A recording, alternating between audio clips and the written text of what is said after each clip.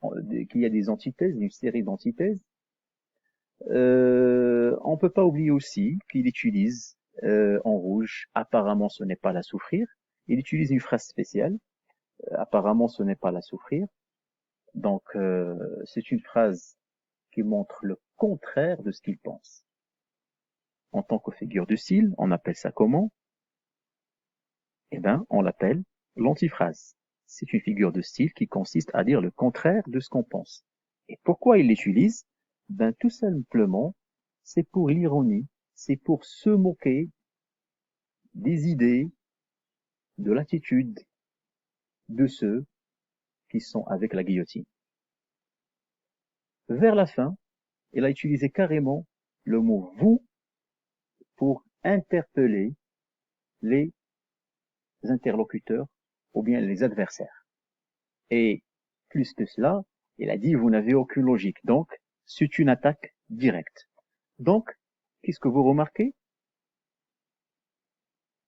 Nous avons donc, d'une manière générale, nous allons synthétiser, nous avons la présentation dans ce texte, nous avons la présentation des arguments des autres, puis la présentation des contre-arguments avec des questions rhétoriques, et puis il a utilisé l'hyperbole pour montrer vraiment le degré de souffrance en face aux idées qui montrent que la guillotine c'est quelque chose de simple. Également, il a utilisé, alors ça on peut le voir dans l'antithèse, fin douce, agonie, etc. Il y a plusieurs antithèses.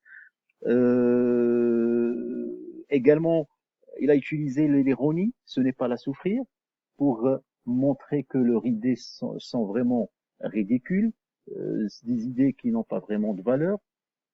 C'est tout simplement pour se moquer d'eux. Il a utilisé le vocabulaire négatif pour attaquer vers la fin, mais également il a utilisé un vocabulaire négatif avec le champ lexical de la souffrance pour montrer qu'ils n'ont pas raison. Et vers la fin, il s'est adressé directement à eux en utilisant le vous. Alors, d'une manière générale, on peut dire que le registre polémique connaît l'utilisation des connecteurs logiques, des figures de style, surtout d'hyperbole, pour montrer la gravité d'une telle ou telle idée, des antiphrases pour se moquer, des antithèses pour montrer sa position tout simple qui est contre les idées de l'adversaire, opposée aux adversaires. On utilise l'ironie bien sûr avec l'antiphrase, c'est toujours il y a une relation entre les deux. Il utilise un vocabulaire négatif pour attaquer et des questions rhétoriques pour ouvrir le débat, pour vérifier, pour discuter les idées des adversaires ou des opposants. Donc on peut comprendre que ce registre a un but qui est soit discuter une idée en montrant ses points faibles, soit attaquer l'opinion d'un adversaire.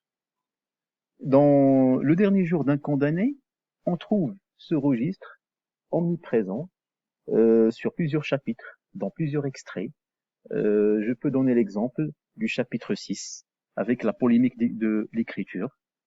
Quand il oppose deux idées, la première idée c'était de ne pas écrire, et la deuxième c'était d'écrire, et essaie par la suite de montrer les limites, les points faibles de chaque idée.